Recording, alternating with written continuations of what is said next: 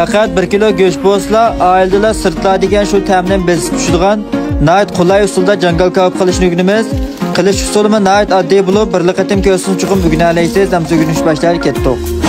Avval 1 kilo qo'ri go'sht tayyor qilib olib, cho'ng kishiligini o'zimizning amaliy ahvoliga qarab muvaffaqiyat parchalab olib, tayyor qilib olgan go'shtni shakrab suvga chilab tamlantiramiz. Ya'ni ko'proq miqdordagi tuzning ustiga bir vash piyozni silib, suv qo'yib 15 minut qo'yib chilab qo'yamiz. Hamda buningga shirin yasash uchun qachiga qo'shib un to'kamiz. Mening ishlatganim bo'lsa, Alnorining jilli o'lchimidagi tuvan besim, tuvan temperaturada ishlab chiqarilgan 5 dan xoli silliq ayluni. 2 qo'shiq qunaquni az miqdorda tuz, yarim qo'shiq zira, yarim qo'shiq so'qmagan zira. Nayt az miqdorda aqmoch, qarmoch, bir qo'shiq un lasi va muvofiq miqdorda suv qo'yib birlashtirib yetib, keyinidan 2 tal tuxum va ardambog'ning kebab tezqusini faqat yarim qo'shiqli sasak, ta'midiga veshi chiqdi tuqqanlar chuqur bir sinab baqinglar.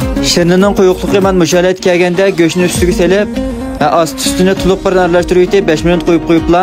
Duxovkaning taxtasiga ratib tizib, ustiga az miqdorda oq kunjut chechib yetib, duxovkamizning ast ustini 170 gradusga tanshab 30 minut atrofida pishirib olsaqlar, teshi churak, ichi shundoq yumshoq va ta'mi nayt isil bo'lgan jangal kebabimiz pishib chiqadi. Amsa oxirida qo'llash nayt oddiy urug' tuqqanlar, haqsiz yurakdan birini besab, pinglar rayniga gullan ko'plab yo'llab qo'ysanglar, buningdan ortiq qo'llash bo'lmaydi. Kelarsan ko'rishaylik, xayr xo'sh.